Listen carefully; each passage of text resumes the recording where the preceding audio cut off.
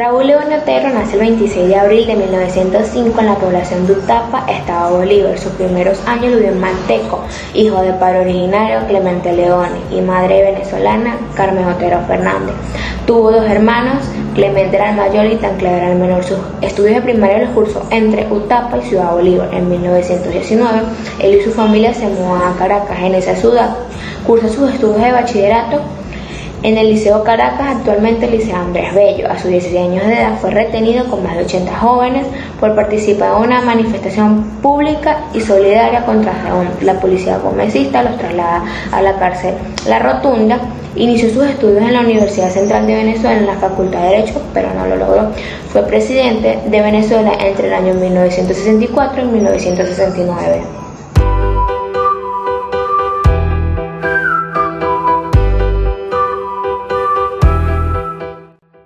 Raúl León primero ganó las elecciones internas de su partido político, que era Acción Democrática, para luego ser candidato oficial a la presidencia de Venezuela.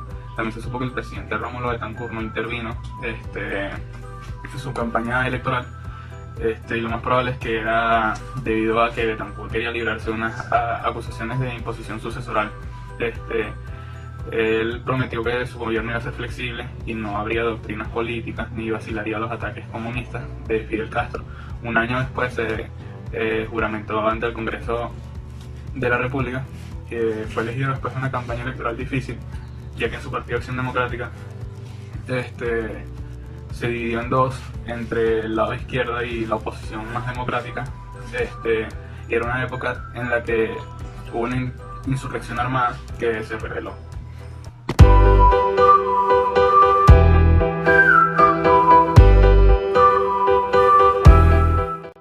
Leoni, hablamos del entendimiento nacional. Se dice que sus primeros pasos para convertirse en el gran político que los historiadores admiran fue esa eterna lucha y esa eterna pasión por la democracia. Y tras su mandato juró que Venezuela nunca tendría otro dictador, ya que él se encargaría de los conspiradores y los terroristas.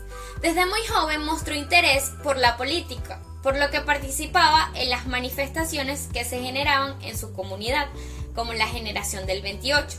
Y tras apoyar todos estos movimientos, hizo acuerdos con dirigentes como Rómulo Betancourt desde el exilio, para participar en partidos políticos de tendencia izquierdista, como lo fue el Partido Democrático Nacional, organización política que había fundado Rómulo Betancourt en secreto. Por otro lado, tenemos la gran cantidad de divisiones y reagrupamientos que se produjeron casi en todos los partidos políticos, inclusive el de él, causando el debilitamiento político de su gobierno. Sin embargo, esto no le impidió adoptar medidas importantes para llevar al país a un clima de entendimiento nacional y democracia.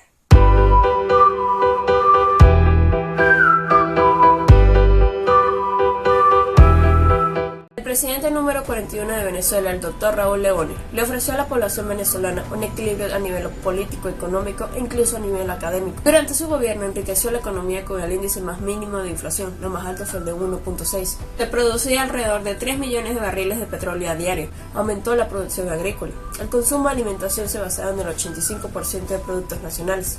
El bolívar era reconocido como moneda internacional. Convirtió a Venezuela en el segundo país latinoamericano con la mayor reserva internacional. A nivel académico, creó más de 6.000 aulas a nivel nacional, desde educación preescolar hasta bachillerato. Llevó a cabo obras de infraestructura como el primer puente colgante sobre el río Orinoco, como el puente Angostura y el puente José Antonio Páez en el estado Apure, la avenida Libertador, el distribuidor La Araña, autopista Bachicoche.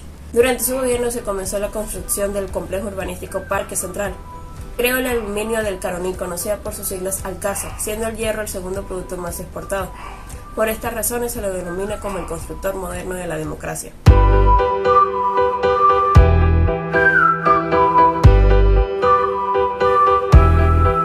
Antes de entrar de lleno en el segundo periodo presidencial protagonista de este video, vamos a tratar de simplificar un poco la historia contemporánea de Venezuela que hubo en el medio de estos dos periodos. Eso quiere decir, en el primer periodo presidencial del presidente Rafael Caldera y el primer periodo presidencial del presidente Carlos Andrés Pérez. Con el primero se puede decir que hubo una clara pacificación. Fue como la batuta y la bandera de este periodo presidencial, ya que quiso involucrar y aceptar todo tipo de ideología política. Para lograrlo, incluso tuvo conversaciones con presos políticos diciéndoles que no incitaran a tomar posesión del poder con las armas, sino que se involucraran directamente con la democracia. Y así fue. En materia económica, su periodo se puede decir que fue estable. Ahora no podemos decir lo mismo del primer periodo presidencial de Carlos Andrés Pérez, ya que digamos que Venezuela se encontró en una paradoja, ya que tuvo un auge increíble del petróleo, tanto que al final se terminó nacionalizando, pero por otro lado, los habitantes y como política del gobierno, se importaba más del 80% de los productos que consumían los venezolanos. Visto de ese modo, no podríamos depender tanto del petróleo, porque por la misma ley de gravedad sabemos que todo lo que tiene que subir, tiene que bajar en algún momento.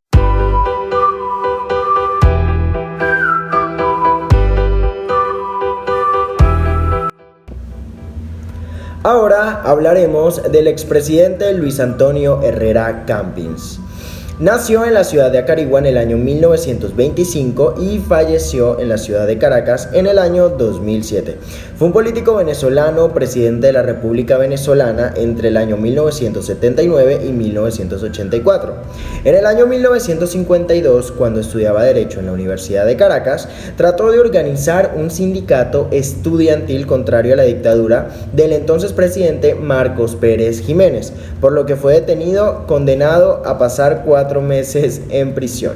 En los años siguientes, Herrera frecuentó los círculos democristianos de Alemania e Italia y prosiguió sus estudios en Santiago de Compostela, España, en cuya universidad se doctoró en Ciencias Políticas y Derecho.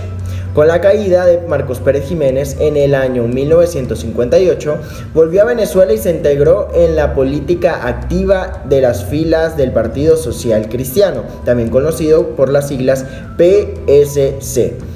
Luego, en el año 1959, fue elegido diputado por el estado Lara y en 1973 obtuvo el acta de senador tras presidir durante 8 años el grupo parlamentario de su partido. Tras ocupar la Secretaría General de la Organización Cristiano-Demócrata Hispanoamericana, presentó su candidatura a las elecciones del 3 de diciembre del año 1978 por el Comité de Organización Política Electoral Independiente, o también llamada COPEI.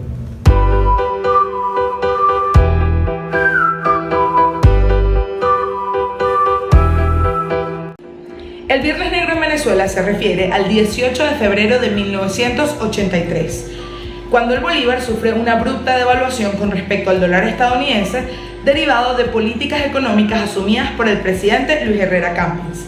Estas políticas, que incluían un control de cambio y restricciones a la salida de divisas, fueron severamente objetadas por el entonces presidente del Banco Central de Venezuela, Leopoldo Díaz Bruzual.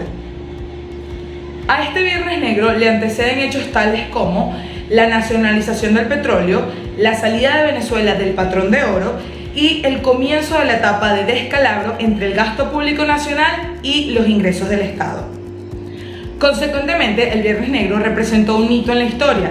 Hasta ese día se mantuvo oficialmente la fiabilidad y estabilidad que había caracterizado al bolívar desde la segunda década del siglo XX. Desde entonces, muchos problemas como la devaluación constante del bolívar, complicaciones con el pago de la deuda externa, el acelerado deterioro del poder adquisitivo y la implantación de un control cambiario llamado régimen de cambio diferencial, que funcionó desde el 28 de febrero de 1983 hasta el 10 de febrero de 1989 y que tuvo grandes casos de corrupción en el gobierno de Jaime Lucinchi, hicieron desaparecer la estabilidad de la moneda venezolana.